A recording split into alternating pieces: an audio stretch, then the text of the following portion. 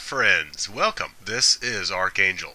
So, by now, you should all know that you are utilities for female welfare. You are human wallets, unpaid bodyguards, and manual laborers that are always on call. You are second-class citizens with lesser value than your sisters. This much is blatantly established by gynocentrism.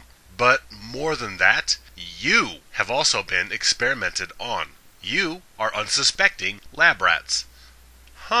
Funny. You can't remember consciously being abducted and tortured by nefarious scientists? But my friends, I assure you that you are test subjects, and the way to know that you have been is to observe the rage that you experience when you awaken. Rage which comes from a sudden knowledge of being violated. Rage which is a symptom of PTSD.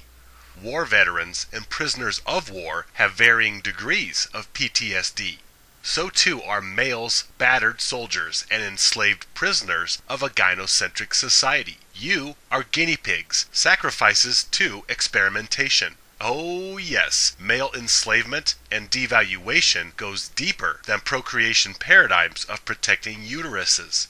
There are machinations at work on males beyond what we may observe.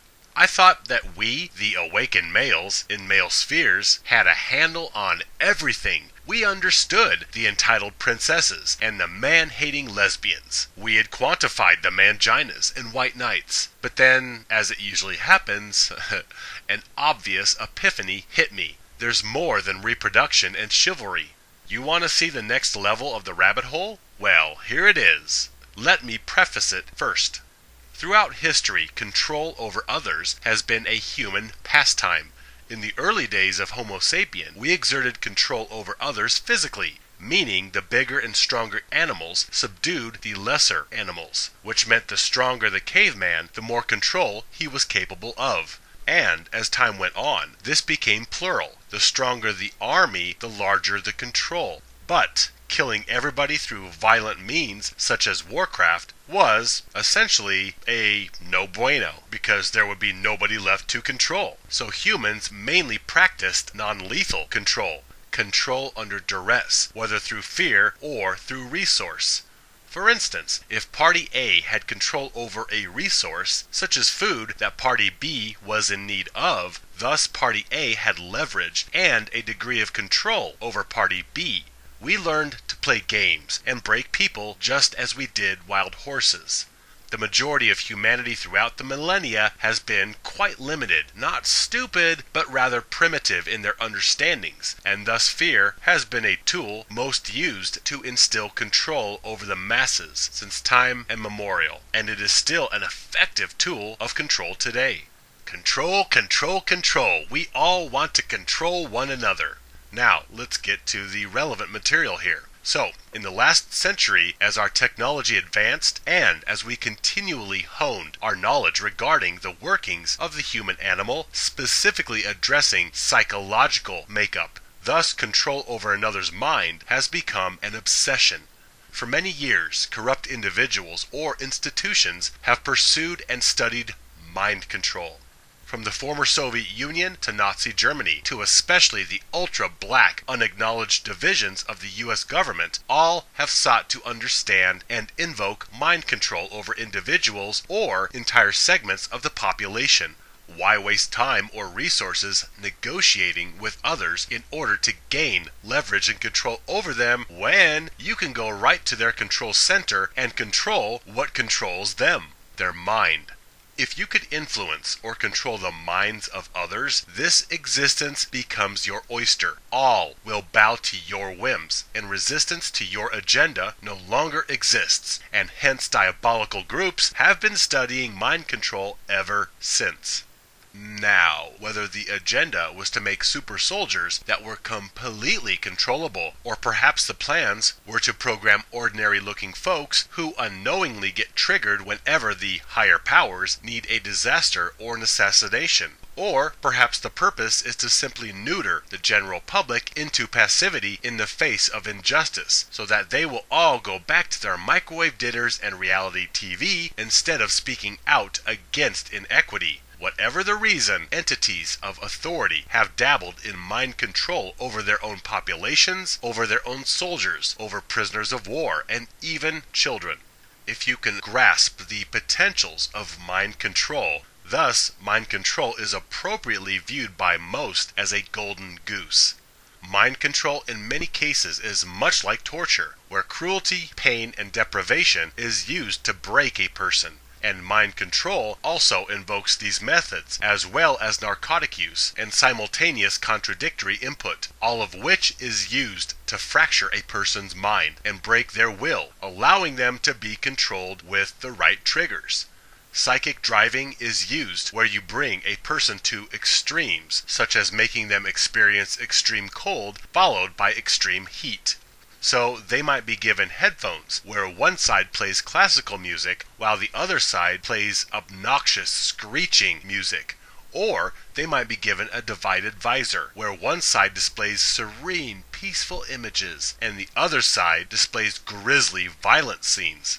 They may be starved for a period and then overfed for a period. Deprived of sleep, then allowed to indulge in as much sleep as possible. Many subjects may be given a narcotic which makes them feel high, after which they are made to view violence or horrific images, which causes emotional detachment from the horror for some, while others begin relating violence and horror with feeling good, feeling high.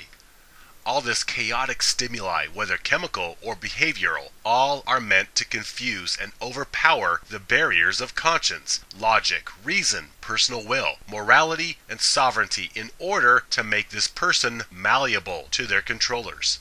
Such programming is a violation akin to rape, because both are about control. Yet mind control may be seen as worse than rape, for people are going inside your very head, seeking to erase you, and instead make you simply a vessel for negativity and nefarity. Obviously, many tested and programmed individuals developed multiple personality disorders, became paranoid, unable to cope in society. Some suffered from boatloads of PTSD. Others went on to live average lives behind their happy public faces. Then, when they were triggered, they committed horrible crimes, as they were intended to do. Or they simply lost their marbles and blew up from stress. Look to most serial killers, or the perpetrators of many famous assassinations, and you will find much conjecture as to whether the executor was simply Looney Tunes nuts, or whether they were in fact a planted programmed operative, or a planted fall guy. Furthermore, it is understood that human sexual energy is one of the most powerful energies of the human being, and one of the most powerful motivators that exists, and thus it is a fruitful avenue to exploit when you seek to control another, since the mind opens to suggestion during orgasm. And so if you can make one associate orgasmic pleasure with pain or violence, or toil, labor, and abuse, then you can program a person. Now, the one protocol you will consistently find in all these various mind control experimentations involved plying the mind with contradictory input, in which you are bombarded with both extremes of positive and negative at the same time, which causes confusion and mental overload, and in effect fractures your mind into accepting input, whether that be the latest popular trend of the majority or a malevolent command from an authority figure. Now, you will say, I have not been experimented on in Nazi labs or Soviet gulags. Well, don't worry, you're still hit with it, because mind control is not confined to nefarious laboratories. These protocols have most effectively been used in various portions of the general civilian population to instill behavior modification. For example, religion consistently uses both the carrot and the stick to control its flocks. Gratuitous amounts of heaven and hell preaching, which is essentially input that overloads and confuses minds, allowing them to be suggestible and hence controllable. Another example of mind control is when African warlords take 10 and 11-year-old boys, get them high, then give them AK-47s and expose them to gruesome violence. Again here, we have both extremes, pain and pleasure. They get high, which is pleasure, and this negates the pain of violence when these 12 and 13-year-old boys are ordered to kill and maim others. mind control is even more prevalent in mainstream society, courtesy of the corporate world, where they seek to control the populace in order to siphon their money. So, if you want to control the population and make them buy your oil or drugs or fast food, you simply confuse them and mire them down in contradictory BS, which causes mass confusion. Because one double-blind peer-reviewed study says bad, another double-blind peer-reviewed study says good, one celebrity says bad, one government agency says good, a dozen bloggers say bad, a dozen web pages say good. Meanwhile, as you're being bombarded with contradictory input, you are feeling good from the drugs or the fast food you enjoy while driving around in your SUV. So you get a feel-good attached to confusion and contradiction, and voila! Populations that continue to do as they are instructed by sophisticated marketing. Oh yes, absolutely everything about marketing is highly scientific and thoroughly studied. From colors to the tones of voice to the very terminology used. Everything is analyzed over and over for one purpose: to control the consumer mind, which controls their behavior so they will give up their money. Mind control protocols surround all of us. Stimuli which manipulates, extremes which cause confusion, fracturing your knowledge or resistance quotient, leaving you completely susceptible to programming. There is no resistance because you have no idea what the hell is going on. You simply continue to get your flu shots and shop at Walmart. Only now, we, the test subjects, are doping ourselves up with drugs and alcohol, and especially food, as we are fed negativity and images of ugliness around the world, which causes us to emotionally detach from empathy or compassion. This is where we get a population who sees violence and horror with detachment, who views the extreme narcissism of social media with curiosity. And they do all of this while eating their Oreos and slogging down their 2 liters of Pepsi. We dope ourselves up and are bombarded with external crap. This is a slight twist of protocols, yet it is the same experimental result. Control. Do not fool yourselves. Mind control is not some out there, doesn't affect me, it's only in the history books type of subject. Programming is everywhere today. Overpower people with confusion and dope them up. Then watch them laid down like lambs for anyone who will lead them through this madness, whether it is a politician, a religious figure, a sports icon, or an internet personality.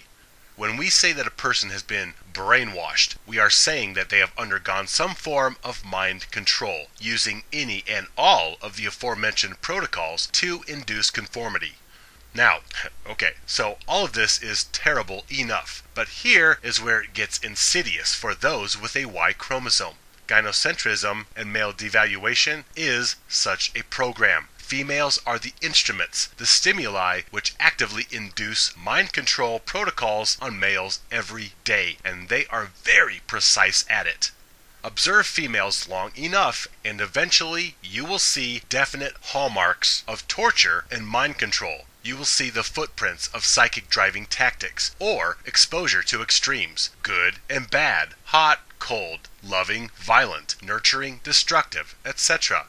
You see, males are doped up, then confused around females. Males hear all the sweet words females whisper in one ear and all the malicious misandry they shout in the other ear. Males see images of female beauty and sweet acts of kindness or motherhood with one eye, and female narcissism, depravity, and selfishness with the other eye. Males will endure periods where a mother, a lover, a friend is fun-loving and affectionate. Then there will be periods where that female is as cold and distant as an Arctic plateau. These bipolar extremes we observe as female prerogative or female mystery. These begin confusing the mind of the male. Step 1. Confuse the mind. Step 2. Fracture the mind, which lowers resistance and leads to suggestibility. This is where torture comes in. There is food and sleep deprivation, where a female has a male so stressed out or working so much that he cannot hardly eat or sleep, and this can go on for days or months. Then there are periods where she will pamper him with massages or breakfast in bed, times of fullness where he will eat well and lazily sleep in on cold mornings because she is being super sweet that day. He will further get hooked on orgasmic pleasure, then go through the agony of withdrawal when she starts withholding until he obeys and does as she instructs. Such torture, such extremes fracture the male's mind. There is also definite narcotic persuasion. Males will get high on sexual or courtship chemicals and associate this high with females in general, causing them to ignore female malice, such as the demeaning, belittling comments that she makes towards you in public, or the names and dinner plates she throws at you when she gets mad. Males are absolutely mind control victims when it comes to females and society. Males are confused, then doped up. They are ostracized, then temporarily acknowledged. They are deprived, then given a little bit of sugar. They are dunked, then brought up for air. They are inundated with the good and bad side of females. They are confused to the point that they morally fracture, and this is how they allow females to do or get away with almost anything that no one would let a male get away with. Because we are programmed to abuse males and elevate females. Males are mind control test subjects who are so overwhelmed with extremes and pumped full of sexual and courtship drugs that they become planted operatives that perform actions when they are triggered. A sleeper white knight springing into action is the same as a sleeper assassin springing into action. Males are confused by the intoxication that they feel around attractive females, juxtaposed to the pain and suffering that they experience or witness at the hands of females, and thus they psychically fracture. One facet of their mind believes in mothers and unicorn females who are different from all the others, and another facet of their mind registers the ugliness and misery spread by females. Males are classic poster child mind control subjects. It is so clear. Just compare the protocols of torture and mind control with male-female interactions. This is why males are such fervent servants of females. They have been brainwashed into that very role, which is why so many males are froth at the mouth raging feminists to the point of lunacy, because they are acting out programming that they don't even know about, nor would they understand. Mind-controlling males through pain and pleasure, drug highs and deprivation, this is an art form females excel at. In addition, it has been widely known throughout history that in order to influence males, you use females to control them. And males' programming is reinforced every day with ambient and subliminal cues. Indoctrination that we absorb subconsciously as we eat, or watch TV, or listen to the radio, or interact online, or shop at the store. Meanwhile, in the background is the narrative that females are divine and males are vile. We are taking in and registering all the female elevation and male devaluation that goes on around us as we move throughout our day. We receive subconscious gynocentric updates from the ambient media and the people that surround us, much like computers that routinely get updates from Microsoft. Males receive subliminal devaluation that reinforces the already crippling mind control that males have been subjected to. It really is quite sinister the way males are brainwashed into subservience. We hear all this talk about rape culture. Well, what about males? Males have been violated even more intimately. They have been trespassed into their very minds in order to be controlled. Now, one can say that females have been controlled by males in the past, and thus have been subjected to similar programming.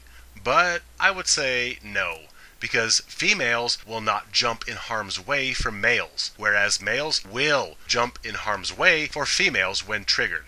Now, some males are active subjects, consciously displaying their mind control, such as simps and manginas, whereas others wear their programming subconsciously. On the surface, they see the inequities, and they may even speak out against the injustices towards males. Yet, when the situation presents itself, they will stand down. They will fall in line and protect and provide for females when any particular situation triggers this gynocentric behavior.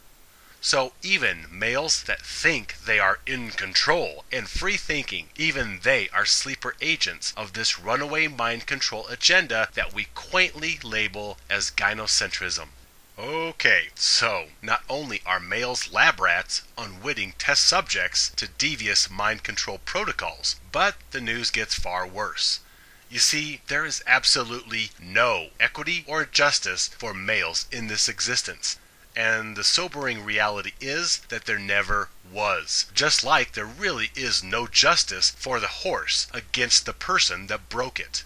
Males were doomed to female servitude all along. And if you came into this life with a Y chromosome, you were quite literally, as Morpheus says, born into slavery.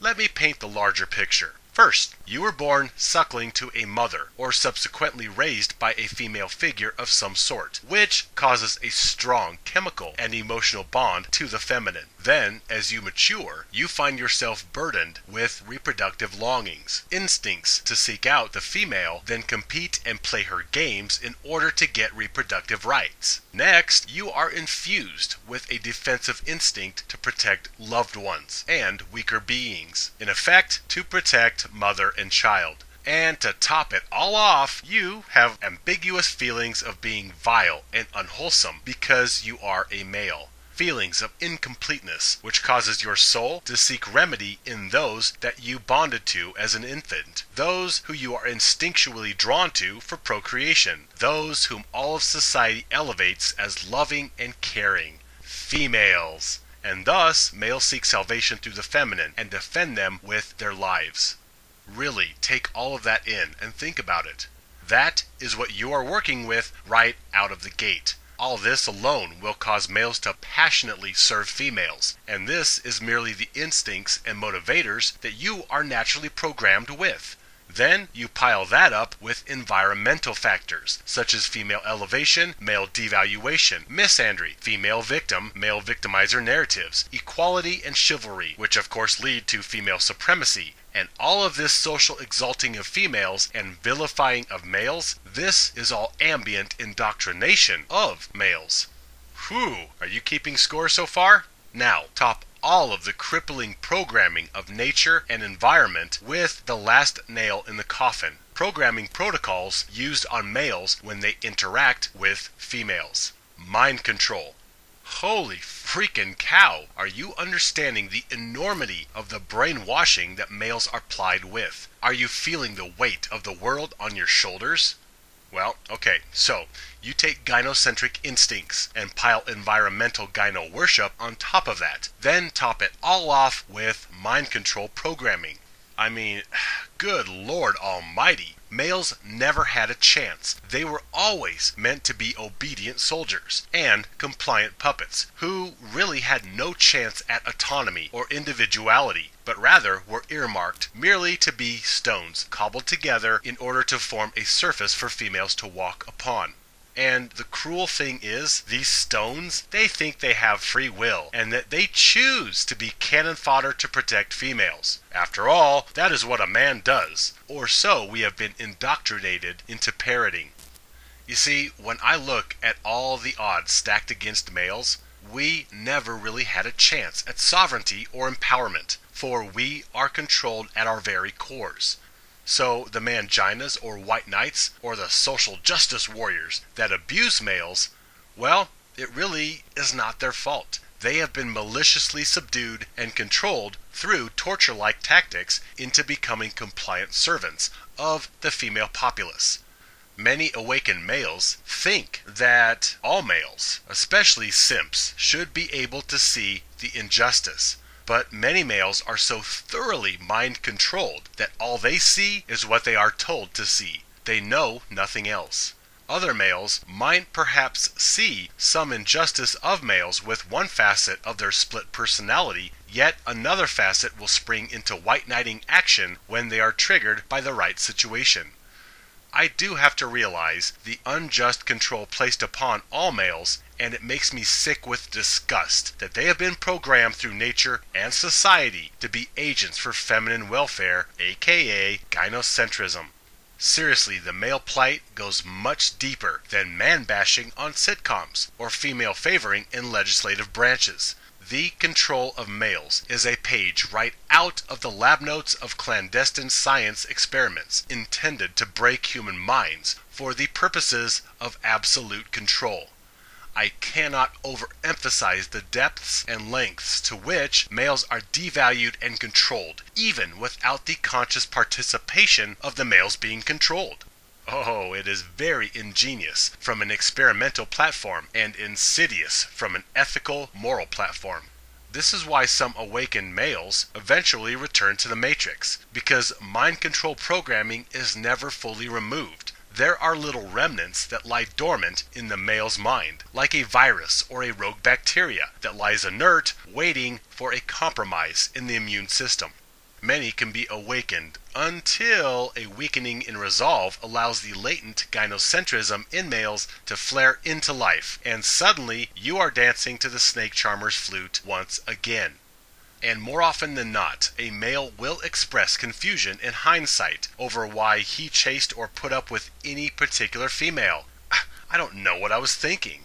Well, you were not thinking. You were simply following your programming. You were being controlled on a level deeper than your conscious mind. And thus when you see what you've been doing, your conscious mind exclaims, "What the hell? That's not me. Why would I do that?"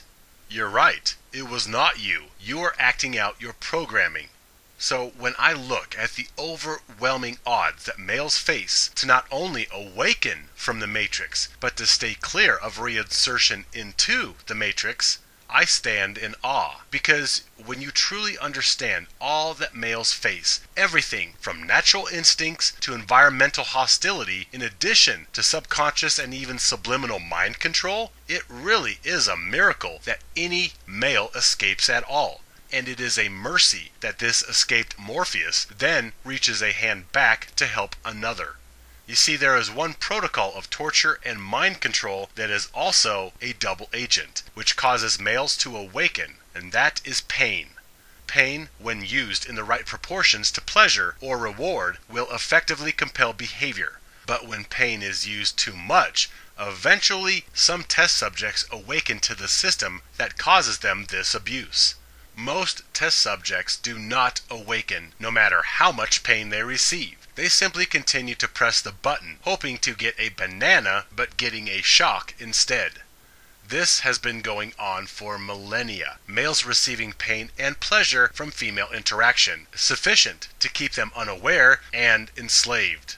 Then feminism came along, and over the years has become more and more toxic, which leads to more and more pain for males. And this is why more and more males are waking up right now, because the pain-pleasure balance of male disposability has come undone. And there is far more pain and suffering than there is pleasure or false joy. And this pain-pleasure imbalance is causing male test subjects to look at the crooked system and the jaded paradigm that shackles them. Which is why we should encourage rabid feminism. It does not cause male devaluation, but it helps males awaken to it.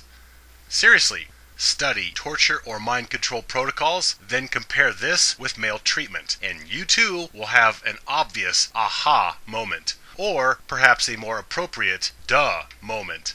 The protocols of mind control are so obviously and blatantly used on males. Well, guess what? My brothers are not test subjects. They are glorious beings of worth and feelings, as valid as any others. My friends, you should consider yourself lucky that you are here right now, aware of the Matrix. You are a miracle. Now, please be a mercy in another test subject's life by helping to awaken them.